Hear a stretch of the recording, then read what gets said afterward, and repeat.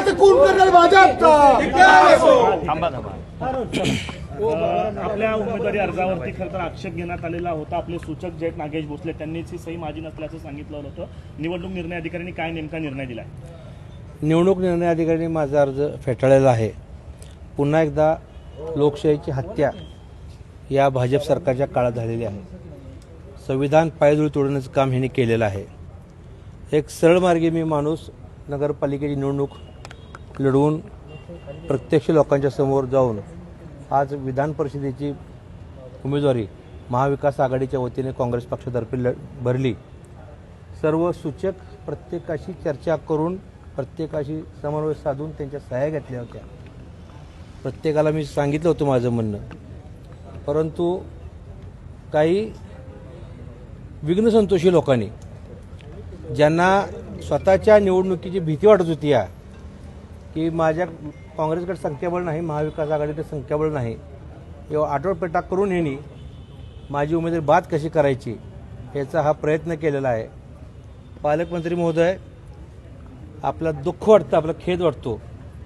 साताऱ्यात सुद्धा मेजॉरिटी शिवसेनेच्या एकनाथ शिंदे गटाची असताना आपण जो तिथं राडा केला, पुन्हा लोकशाहीचा खून ह्या सोलापूरमध्ये पालकमंत्री महोदयांनी केलेला आहे.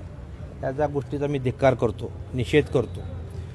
लोकशाही लढताना संख्याबळ आमचं कमी जरी असलं तर आम्ही एकजुटीने लढणार होतो. आणि हे तुम्हाला कळलं होतं की तुमची लोकंसुद्धा तुम्हाला मत देणार नाहीत. त्याच तुमच्या पायाखालची वाळू सरकली आणि मग तुम्ही ह्या उमेदवारी अर्ज कसे डिस्क्वालिफाय करायचे, उमेदवार कशी बाद करायचे या प्रक्रियेच्या कामाला लागला. दुःख वाटतं या गोष्टीचं की संविधानाने आमच्यासारख्या उमेदवाराला, मी एक धनगर समाजाचा कार्यकर्ता आहे आणि या बाबतीत की काँग्रेस पक्षाने मला एवढी मोठी संधी दिली होती. मी 3 पिढ्या काँग्रेस पक्षाचं काम करतो. माझे आजोबा आजी दोघंही स्वातंत्र्य सैनिक होते.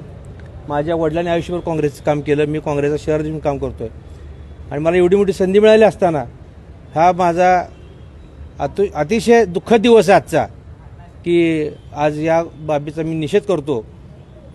अशा प्रकारे जर आपण 25 वर्ष ज्या मित्रासोबत तुम्ही होता त्या मित्रांना शेवटी दगाफटका केला असं वाटतं? त्याची तोंडी बघायची माझी इच्छा नाही त्या माणसाची. मी जाहीर आवाहन करतो, विठ्ठलाच्या पायावरती दोघंही हात ठेवू. तुम्ही सांगा लोकांना मी ह्याच्यावर सही केली नाही म्हणून. मला माझ्यावर सगळ्या गोष्टी मान्य आहेत. स्वतःच्या मुला डोक्यावर देऊन शपथ देऊन सांगा मी सही केली नाही म्हणून.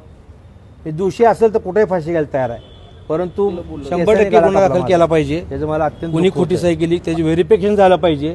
ते पुणे लॅब आणि हैदराबाद लॅबला त्याची सहीचे नमुने पाठवून ते तपासलं पाहिजे, अशी मीच मागणी करतो या गोष्टीची.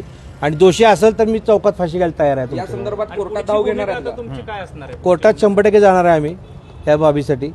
आणि मेहरबान कोर्टावर आमचा विश्वास राहिला आता ह्या बाबतीत. कारण अधिकारी सर्व त्या पालकमंत्र्या दबावाला बळी पडलेले आहेत असं दिसून आलं आहे. अनेक निकालामध्ये सुद्धा असं दिसून येतं आहे सुप्रीम कोर्टाच्या, हायकोर्टाच्या, की सही एकदा केल्यानंतर ती सही मॅच होते का नाही. उमेदवाराने ॲफिडेविट दिलेलं आहे ते 18(2) एक त्यातलं कलम आहे, त्यामध्ये त्यात स्पष्ट उल्लेख केला असताना सुद्धा कलेक्टर साहेबांनी आमचं फेटाळलं अर्ज. याचं दुपारी 1 वाजता छाननीची प्रक्रिया पूर्ण पडलेली होती. जवळपास 6.5 तास होत आहेत आणि 6.5 तासानंतर हा निकाल येतोय. या निकालानंतर या सगळं तुम्ही जे म्हणताय पालकमंत्र्यांचा दबाव होतो, त्या दबावापोटी जेवढा वेळ लागला निकाल 100% निकाल 1 मिनिटात देता येतो. लक्षात ठेवा. यस नो अर्ज त्यांच्यासमोर सुनावणी झाली, हरकती झालेल्या आहेत. मंजूर नामंजुरी आधी त्यांना लगेच लावता येते. ह्याची चर्चा अनेक गोष्टी घडली की अर्ज कसा बाद करायचा आणि कुठल्या बाबतीत बाद करायचा, ह्याचं सर्व चर्चा करूनच ही कार्यक्रम केलेला आहे. लक्षात ठेवा. भोसलेंसोबतची तुमची ऑडिओ क्लिप जी आहे ते व्हायरल होते आहे. त्या ऑडिओ क्लिपमध्ये नेमकं काय घडलं होतं, दबावाचा त्यामध्ये बोललं जातं. त्याचीही फॉरेन्सिक चौकशी करण्याची माझी मागणी आहे. ती ऑडिओ क्लिप जर खोटी आढळलीच तर मला म्हणाल शिक्षक बघायला मी तयार आहे. काय म्हणणं होतं त्याचं? त्यांना मी फोन केला, काय चाललंय काका. त्यांना पंढरपूरकडून नागेश काका म्हणून हाक मारता. मी त्यांना विचारलं काका काय चाललंय, काय नाही म्हणले. दबाव येतोय म्हणले मला आणि 3 लोकांचा दबाव येतोय. मग मी त्यांना म्हटलं काका गावाला निघून जाऊ उद्या सकाळी लवकर, म्हणजे प्रॉब्लेम येणार नाही काय. तर ते तुम्हाला कुणाच दबाव येतो मी त्यांना बोलल्यानंतर ते म्हणजे प्रत्यक्ष आपण बोलू भेटल्यानंतर. सकाळी मी त्यांच्याकडे 9 वाजता गेलो इकडे छाननीला यायच्या अगोदर, तर त्यांचा मोबाईल स्विच ऑफ होता, घरी नव्हते ते म्हणून सांगितलं. ठीक आहे म्हणलं आजारी आहेत ते, त्यांची तब्येत ठीक नाही आहे, मध्ये ॲडमिट होते पुण्याला सुद्धा. म्हणजे झोपले असतील कशाला उठवायचं म्हणून मी सोलापूर निघून आलो आणि इकडे येता आल्यानंतर सुद्धा मला माहीत नव्हतं. 11:30 वाजता जेव्हा हरकतीची सूचना त्यांनी हरकत घेतलेलं पत्र दिलं तेव्हाच मला कळालं की असं हरकत घेतलेली आहे म्हणून. खरं तर काँग्रेसचे सूचक असल्याचं त्या यादीमध्ये जाहीर केलेलं आहे काँग्रेसने आणि त्याच्यावर सही देखील तुमची आहे. काय नक्की प्रकार आहे? तुम्ही म्हणताय की बोगस आहे. मला काय म्हणायचं, मी मुळात काँग्रेस पक्षाचा नाहीच, मी आघाडीचा माणूस आहे. त्यामुळं माझ्यावर अधिकार कोणाचा चालत नाही. साहेब बोगस आहेत 100% आहे. ती मी आता पोलिटिशियनला एक तक्रार करणार आहे की बोगसवर काहीतरी कारवाई व्हावी. पण त्यांनी ऑडिओ रेकॉर्डिंग सुद्धा ऐकवलेत माध्यमांना की तुमचा आणि त्यांचा संवाद झालेला आहे. मी प्रत्येक टायमाला सगळ्या संघ बोलतो. त्यामुळं व्हिडिओ रेकॉर्डिंग केलं त्यात असं नमूद केलेलं नाही मी काय की सूचक होतो म्हणून असं वगैरे. तुम्हाला कल्पना होती का तुम्ही सूचक आहेत म्हणून किंवा नाही? नाही, मी सूचक नाही तर बोगसच आहे. असं कसं काय केलं त्यांनी? मग त्यांचं म्हणणं आहे की तुमचे 23-25 वर्षापासूनचे संबंध आहेत. माझे फतेपूरचे संबंध आहेत, 20 वर्षापासून 25 वर्षापासून संबंध आहेत, पण मी त्यांच्या पक्षाचा नाही, काही नाही. बोगस सही केली हे हा सिद्ध आहे. काय आता कारवाई पोलिसांनी जाऊन कारवाई करणार. काँग्रेसच्या खासदार प्रणिती शिंदे म्हणतायत की तुम्हाला पैसे देऊन तुमच्यावर दबाव आणून तुम्हाला फोडलंय आणि भाजप घाबरली आहे आम्हाला, असं ते म्हणतात.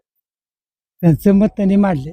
ऍक्च्युली मी कोणाला घाबरत नाही आणि मी पैसे कोणाचे घेत नाही. मी पैसे पुरवतो सगळ्या, मी पैसे घेत नाही कोणाचे. पण भाजपने तुम्हाला किडनॅप केलं होतं का असा आरोप केला? हे नाही नाही काय नाही, किडनॅप नाही, काय नाही, तुमच्यावर दबाव टाकला?